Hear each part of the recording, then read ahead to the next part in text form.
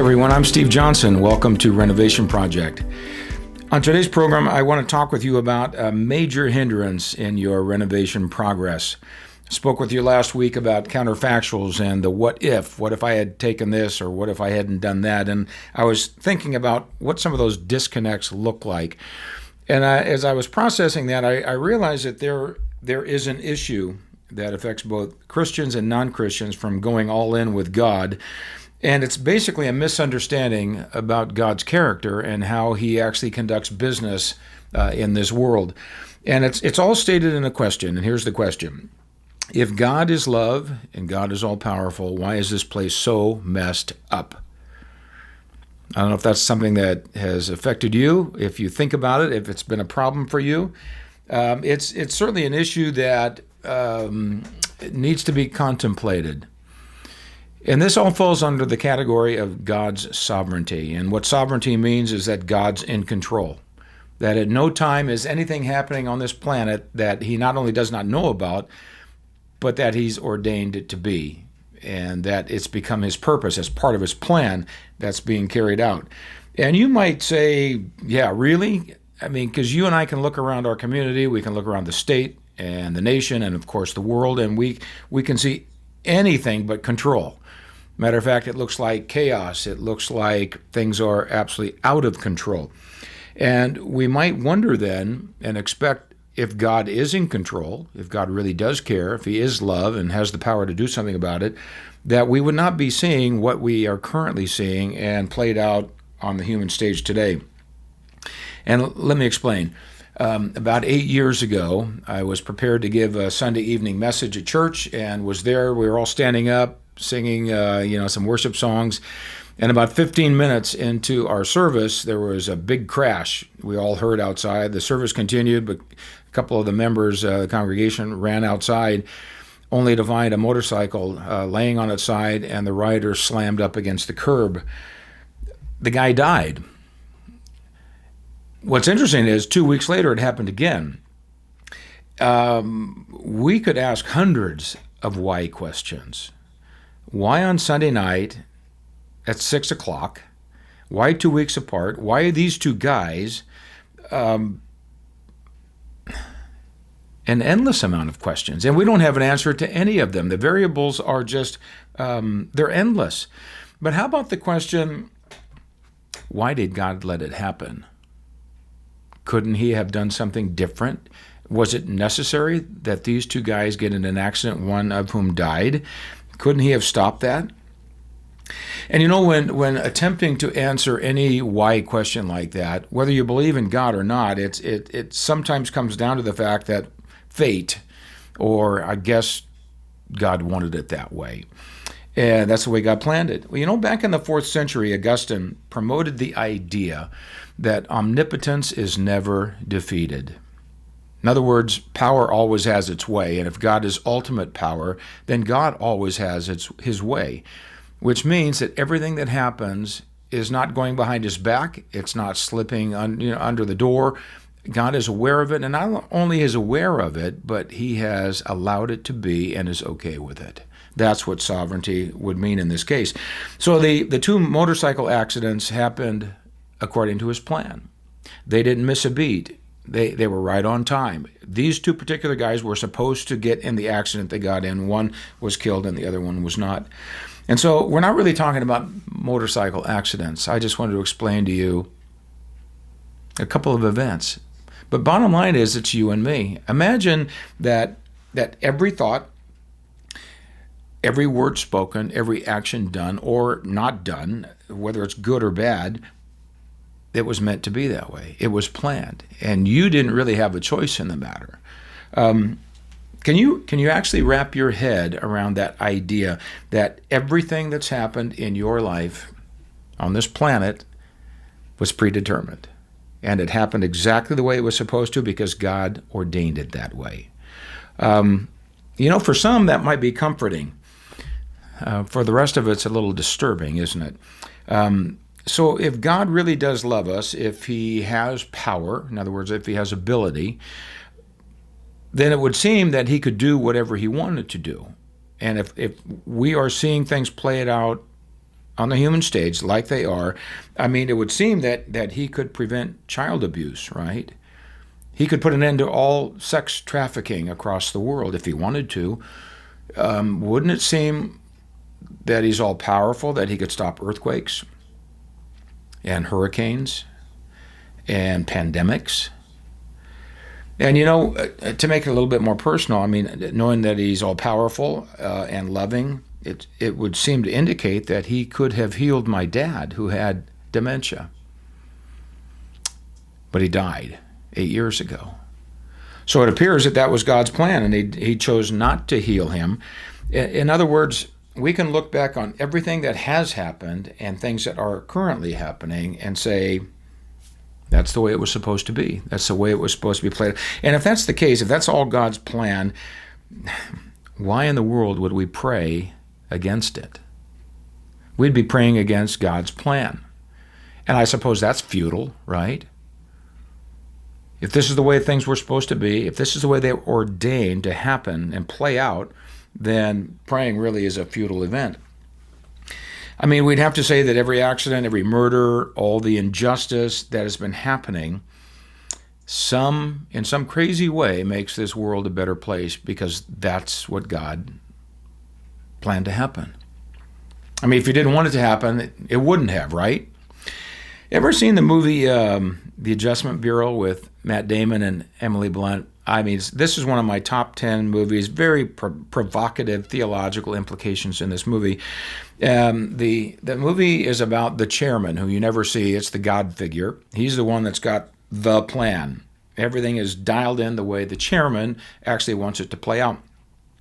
And so the Adjustment Bureau are these kind of black suit, black fedora angel types that are carrying out the chairman's plan.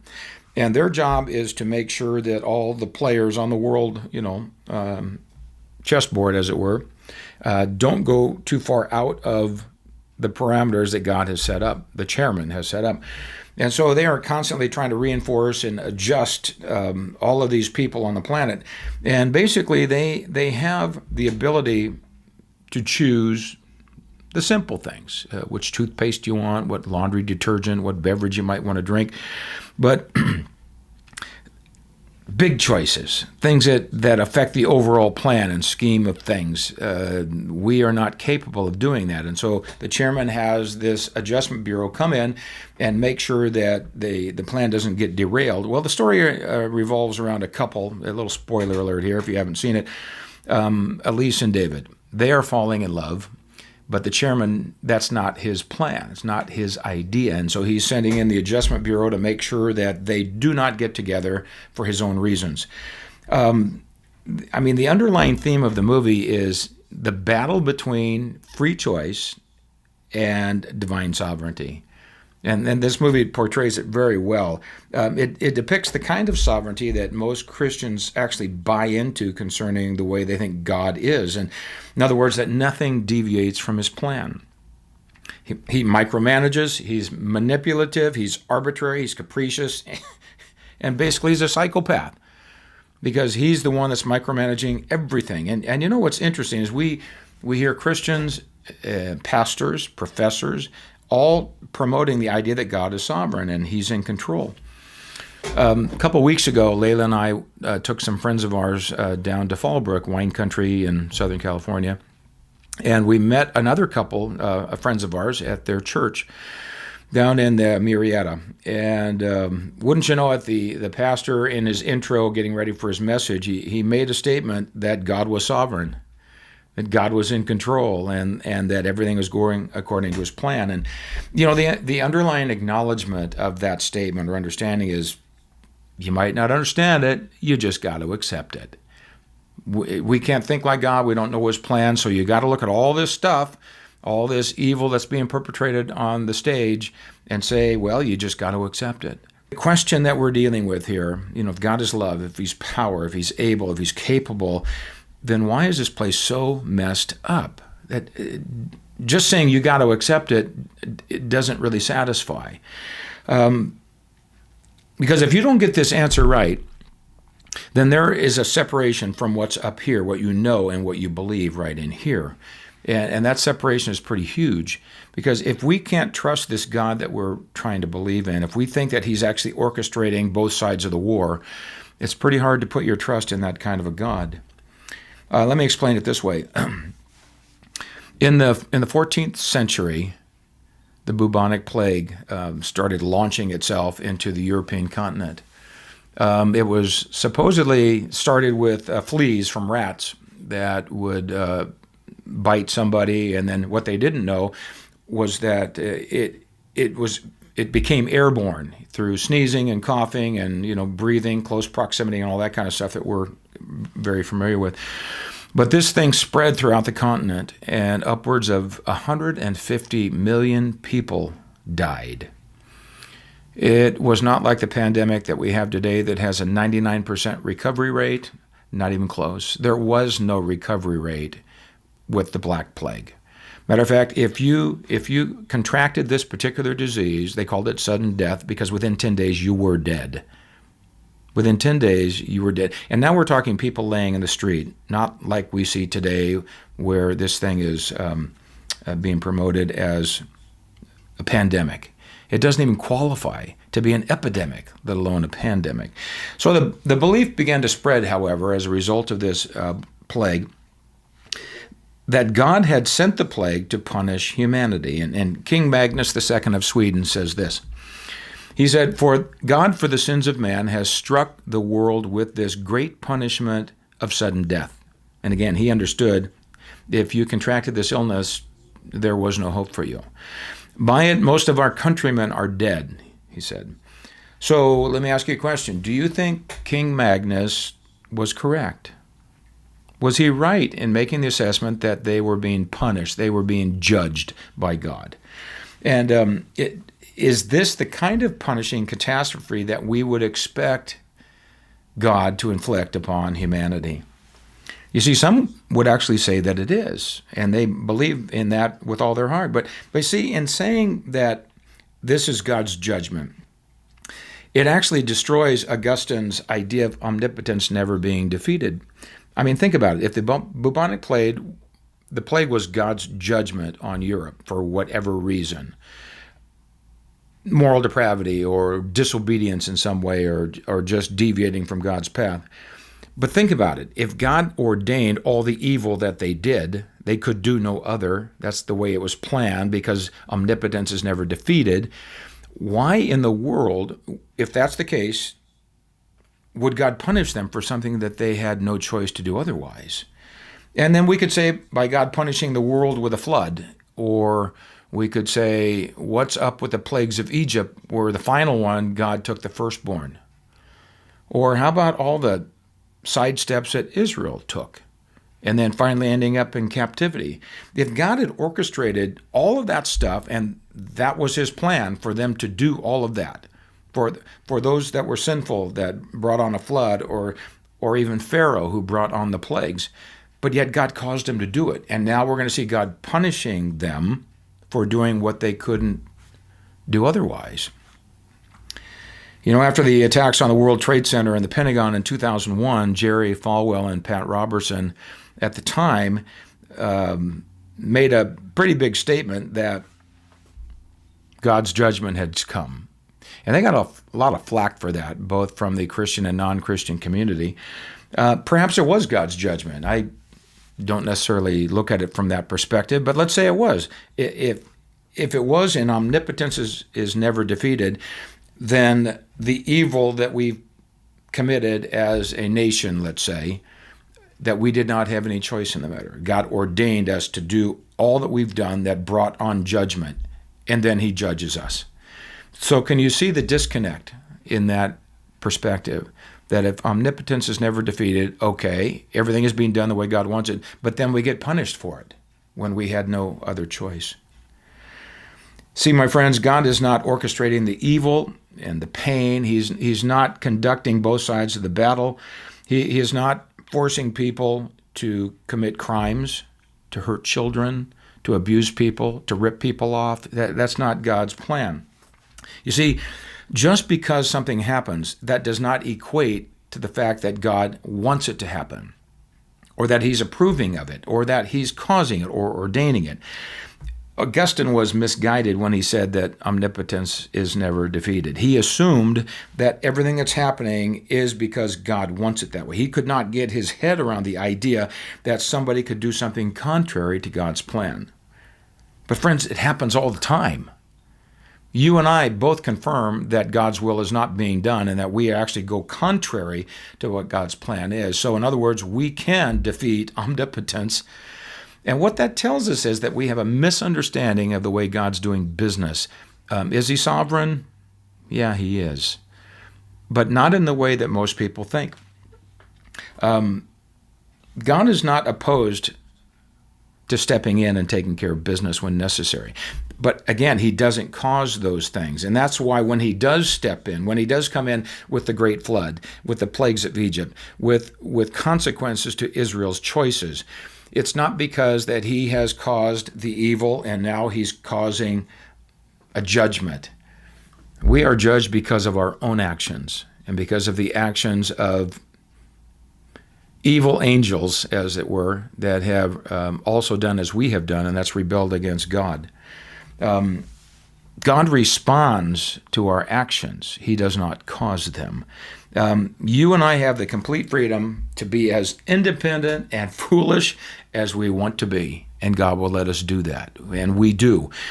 We also can, if we use our sensibilities, our common sense, then we can choose otherwise. We can treat people with respect and with kindness.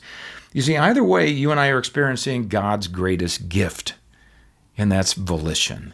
You and I have the wonderful, awesome ability to choose, and we can choose poorly or we can choose wisely. And the bottom line is this: God does not interfere with your choices. And that's why when we look at a messed up world, guess what? It's not on God. It's not his fault. He created you and me with the ability to mess things up or to live a different path. And again, that's why we go back to counterfactuals and the idea, what if I didn't do this? What if I chose this pathway instead? You and I are not going to get away with anything. Matter of fact, that's why judgment comes. God understands what we've done and where we've been and what we've accomplished or not accomplished, and we are responsible. So if God is great and if God is good, then again, why is the world so screwed up? If he's all good, in other words, if he's loving, he now has motive. Motive for what? He has motive for doing something. If he loves us that much, which we are told, which the Bible tells us that he is loving, and he does want to come and help us, but we don't see that help, right? So maybe he's not all powerful. He might have a lot of passion and compassion, but maybe he really doesn't have the power that we think he does. Or if he's all powerful, maybe he is not as loving as we think. Maybe it's he could do something if he wants, but he really doesn't give a rip. Doesn't care. And he's letting us self-destruct. So which is it? Is he loving or powerful? Because we don't see anything happening. We see evil being perpetrated exponentially in our society on this globe. Friends, I want to tell you that God is both great and he's good. He's both of those. It is you and I that have a skewed understanding. We misunderstand God's sovereignty. We misunderstand his character and how he has set up this planet to be operated, and even the cosmos for that matter. God is not like the chairman. He is not micromanaging. He is not manipulating. He is not the general, as it were, for both sides of the battle. We wonder why things are messed up. Well, look in the mirror. It's you and I that have done all of this, and it's not God's fault. Actually, it's amazing what God has done and how he's allowed you and me the freedom that we have. Is the world messed up? Yeah, without a doubt it's messed up. But let me put an end right here and now to the fact that God's in charge of that.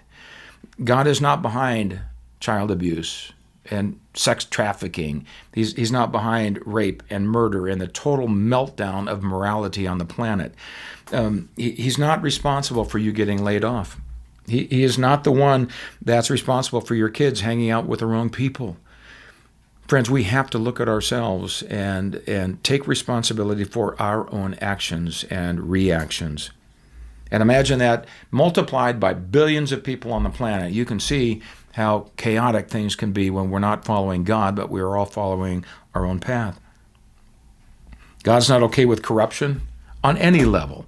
He's not okay with government officials hijacking elections and covering them up, if you know what I mean. Romans 8:28 says, and it's a verse that's so often quoted, but so very often misunderstood. It says, and we know that in all things God works for the good of those who love him, who have been called according to his purpose.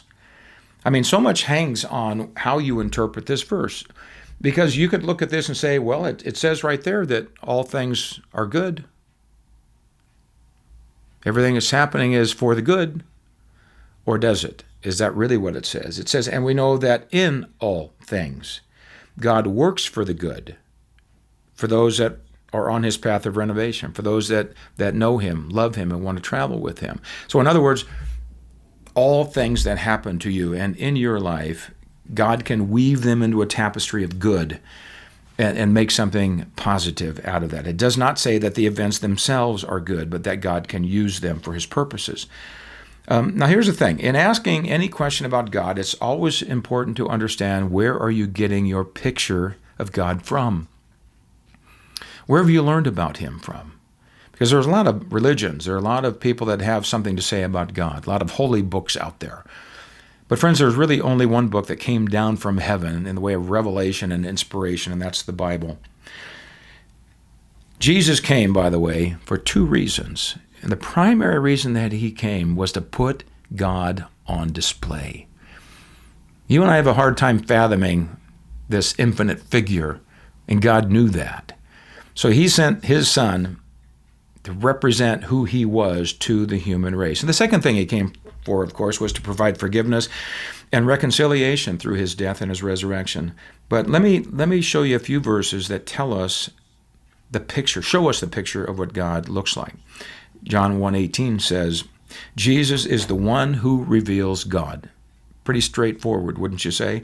It says, no one has ever seen God, the only one, the one and only Son, the one who is at the Father's side, he has revealed him.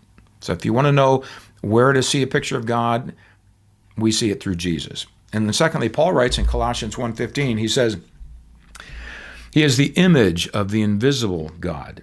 And what's interesting about that word image, in the Greek it's the word eikon, where we derive our cognate form of the word icon. Now, icon could mean an idol, a sports idol, or a Hollywood type idol as an icon. But what makes more sense to you and I, the way we use that word more typically, is that little picture on your smartphone, right? And what does that do? It's a representation of an application, of a program, right? So when you click on the app, what does it do? It opens up into this fuller picture, this application that you're requiring. Well, think of Jesus as the icon. That's exactly what Paul writes. That's the word that he uses. He is the icon of the invisible God. So click on Jesus and you get God. It's exactly the picture that we're seeing. And then Hebrews 1:3 says, the Son is the radiance of God's glory and the exact expression of his nature. In other words, if you look at the character of Jesus and how he lived, how he treated people, how he loved, how he touched lives, he is the exact expression of what God himself looks like. So even in judgment, even in some of the apparent harsh things that we see God do, we have to view it and look at it through the lenses of looking like Jesus. And then finally, in Jesus' own words in John 14, verse 7, he says, if you see me, you see the Father. Pretty clear, right? Look at me. Because you're looking at God when you look at me. So what's our conclusion? What do we draw from that? That God always looks and acts like Jesus. So in other words, friends, when you and I read the Gospels, we find a God that looks like Jesus. Jesus reveals this God who is not on the side of evil. He is not the one that inflicts pain and agony and torment. Jesus reveals a God who is doing the exact opposite of that. This is the God who has come for us. He's come to give us abundant life. And speaking of abundant life, let me read to you John 10:10, because in this verse, Jesus' words, Jesus speaking, he reveals to us two different people. And it's very insightful as to who's loving and who's not, who's caring and who's not. Here's the verse. The thief approaches with malicious intent, looking to steal, slaughter, and destroy. I came to give life with joy and abundance. So who's the thief? You think it's God? You think God is the one who has malicious intent? He's looking to steal and slaughter and destroy? Does that look like what Jesus would do? Because that's what God looks like, remember. You see, the devil is the one who has come to kill, steal, and destroy. We have an adversary. God has an adversary. He's called the enemy of God. God came to provide life, not death. And if you're wondering why things look like they do, it's because of the adversary, the enemy, not of God. So when you look at all the stuff going on in the world today, whose fingerprints are all over that stuff? Does it look more like an enemy or something that God would do? But you know what? Lest that you think that God has an equal, that he has a rival in Satan, and that Satan's winning, obviously, because look at the place. It's a disaster. People are getting hurt. There's pandemics. There's floods. There's earthquakes, wars, and rumors of wars everywhere. So we would have to ask the question, what in the world's going on if God is in control? And you might be asking, well, why would God create beings who have the capacity to do such massive evil and to cause such pain to other people? Why would he allow people to hurt others so deeply? Well, friends, there's a one-word answer for that. It's the word love. And it's because of love that the world is like it is. So hear me out. That might be a little confusing to you. Hear me out. God is love. And you and I cannot fathom the depth, the magnitude of this other-oriented love. It's absolutely amazing. Everything he does, it's not just a character trait. Everything he does is a result of, it's based upon his endless oriented love. He created you and I to love him, to join him in fellowship and life forever. But you need to understand that love can never be forced. Love is a choice. It's an internal decision that you and I make to extend to someone. And we know what forced love is. We know what that's called, and that's not something that's acceptable on any level. And you see, God took a massive chance on creating beings like you and me in the angelic world with the ability to reject him. But you see, you can't have love unless you have the ability to not love. And we all understand that as parents and spouses, that love is a very sacred thing that can't be demanded. It has to be earned. It has to be something that is voluntarily given.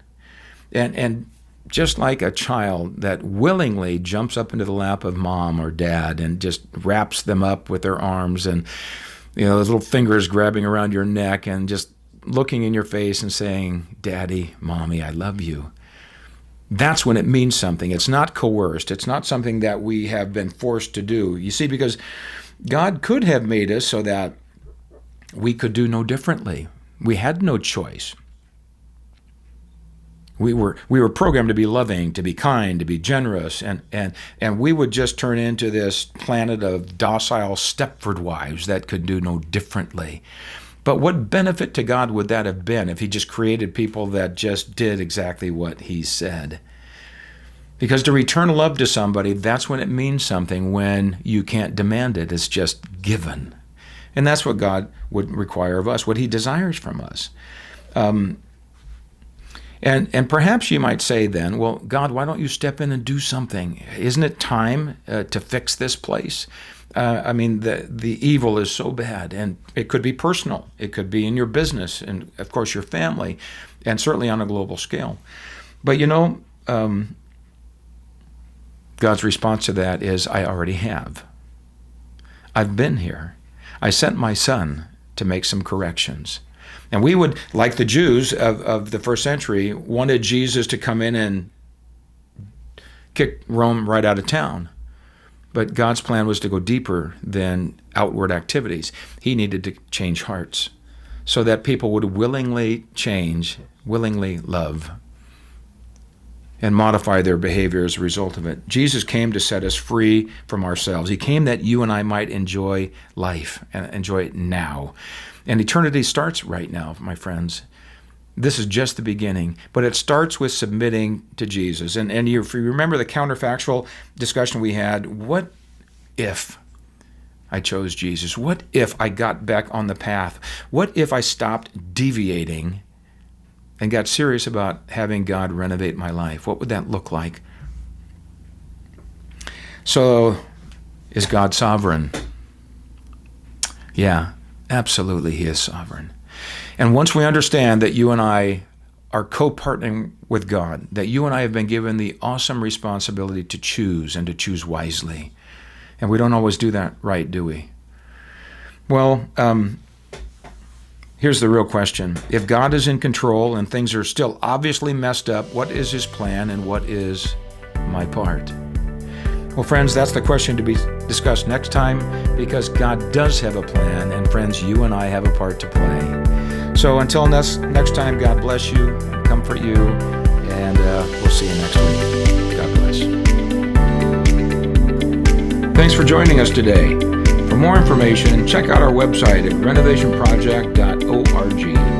And make sure you hit the subscribe button so you can be alerted to when our next video is posted. Go with God.